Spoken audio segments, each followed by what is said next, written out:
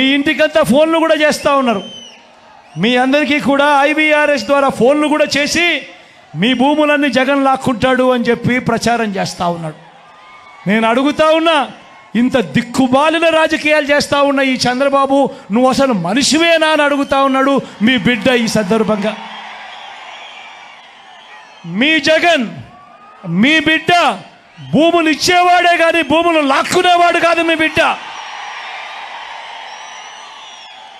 అసలు చంద్రబాబు నాయుడు అడుగుతా ఉన్నా, అయ్యా అసలు నీకు ల్యాండ్ టైటిలింగ్ యాక్ట్ అంటే ఏమిటో తెలుసా చంద్రబాబు అని అడుగుతా ఉన్నా.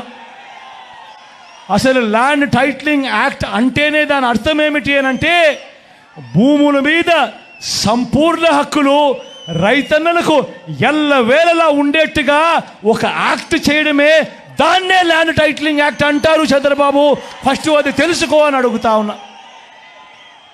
ఇవాళ ఇదే పెద్ద మనిషి చంద్రబాబు నాయుడు గారు చేస్తూ ఉన్న తప్పుడు ప్రచారాలకు ప్రతి ఒక్కరికి తెలిసి ఉండాలి. కాబట్టి ఈరోజు మీ అందరితో కూడా ఒక 2 నిమిషాలు దాని గురించి చెబుతా. ఈ ల్యాండ్ టైటిలింగ్ యాక్ట్ అన్నది రాబోయే రోజుల్లో ఒక పెద్ద సంస్కరణ అవుతుంది. ఎందుకనంటే ఈరోజు ఏ భూమి ఎక్కడ కొనాలనుకున్నా కూడా ఆ భూములన్నిటిలో కూడా ఈరోజు వివాదాలు ఉన్నాయి. ఆ భూముల్లో ఎక్స్టెంట్ అన్నా తక్కువ ఉంటుంది, సబ్ డివిజన్ అన్నా జరగకపోయి ఉంటుంది, సర్వేలన్నా జరగకపోయి ఉంటాయి, రికార్డులన్నీ అప్డేట్ కాకపోయి ఉంటాయి.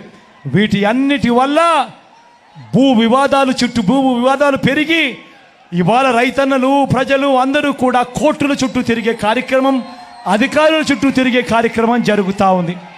మీ బిడ్డ రాబోయే రోజుల్లో చేయాలనుకునే సంస్కరణ ఏమిటి అంటే, ఏ రైతన్నా కూడా, ఏ ఒక్కరు అయినా కూడా వాళ్ళ భూముల కోసము ఎవరి చుట్టూ తిరగాల్సిన పని ఉండకూడదు. ఏ కోర్టుకు వివాదాలకు సంబంధించిన ఏ కోర్టుకు వెళ్లాల్సిన పరిస్థితి ఆ భూముల మీద వాళ్ళకు సంపూర్ణ హక్కులు వాళ్లకు కల్పిస్తూ, ఆ భూముల మీద ఏదైనా వివాదం ఉంటే ఆ వివాదాన్ని గవర్నమెంట్ గ్యారంటీ ఇస్తూ, వివాదం లేదు ఈ భూములు అని చెప్పే ఒక సంస్కరణ తీసుకుని రావాలని మీ బిడ్డ ఆలోచన.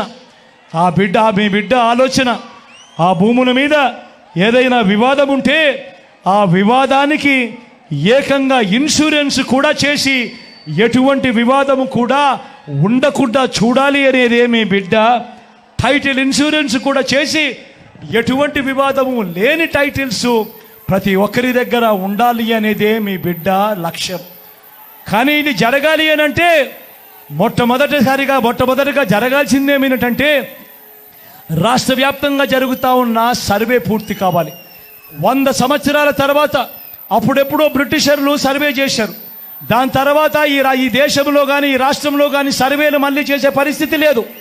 ఈరోజు మొట్టమొదటిసారిగా మీ బిడ్డ గ్రామ సచివాలయాలు తీసుకొని వచ్చి అందులో ఏకంగా 15,000 సర్వేయర్లను కూడా అందులో పెట్టి ఈరోజు మీ బిడ్డ 100 సంవత్సరాల క్రిందట జరిగిన సర్వేను మళ్ళీ మీ బిడ్డ ప్రతి ఎకరాను కూడా సర్వే చేయిస్తూ ఉన్నాడు. రైతుల కోసం సర్వే చేయించడమే కాకుండా వాటికి సంబంధించిన సరిహద్దు రాళ్లను పెట్టిస్తూ ఉన్నాడు, రికార్డులన్నీ అప్డేట్ చేయిస్తూ ఉన్నాడు, సబ్ డివిజన్ చేయిస్తూ ఉన్నాడు.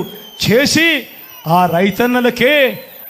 రైతన్నలకే హక్కు పత్రాలను ఎక్కడికి పోకుండా పదిలంగా రైతన్నలకు అందేట్టుగా చేస్తూ ఉన్నాడు మీ బిడ్డ. ఇవన్నీ కూడా పూర్తయిపోయిన తర్వాత కానీ రాష్ట్రంలో 17,000కు సంబంధించిన రెవెన్యూ గ్రామాలుంటే ఇప్పటిదాకా 6,000 రెవెన్యూ గ్రామాలు మాత్రమే పూర్తయ్యాయి. రాబోయే 1.5-2 సంవత్సరాలలో పూర్తిగా 17,000 గ్రామాల సర్వే కూడా పూర్తయిపోతుంది. ఆ తర్వాత ప్రతి రైతన్న దగ్గర, ప్రతి ఒక్కరి దగ్గర వాళ్ళ భూములకు సంబంధించిన పక్కా రికార్డులు ఉంటాయి. సర్వే చేసిన భూమి ఉంటుంది, సరిహద్దులు పాతిన భూములు ఉంటాయి, రికార్డ్స్ అన్ని అప్డేట్ అయిన భూములు ఉంటాయి, సబ్ డివిజన్ జరిగిన భూములన్నీ కూడా పూర్తి హక్కులతో ఆ రైతన్నులకు, ఆ పేదలకు, వాళ్ళందరికీ కూడా వాళ్ళ దగ్గర ఉంటాయి. అటువంటి పరిస్థితిలో ఆ పరిస్థితి వచ్చిన తర్వాత ఈ ల్యాండ్ టైటిలింగ్ యాక్ట్ తీసుకొని వచ్చి ఏ స్థాయిలోకి తీసుకొని పోతామోనంటే, ఆ భూములకన్నిటికీ వివాదాలు ఏదైనా వస్తే ప్రభుత్వం గ్యారంటీ అని చెప్పే పరిస్థితిలోకి తోడుగా ఉండే కార్యక్రమమే ఈ ల్యాండ్ టైటిలింగ్ యాక్ట్ అన్నది. ప్రతి ఒక్కరూ కూడా తెలుసుకోమని కోరుతూ, చంద్రబాబు చెప్పే అబద్ధాలు, చంద్రబాబు చేసే మోసాలను ఏ ఒక్కరు కూడా నమ్మొద్దు అని చెప్పి ప్రతి ఒక్కరిని కూడా ప్రార్థిస్తా ఉన్నా.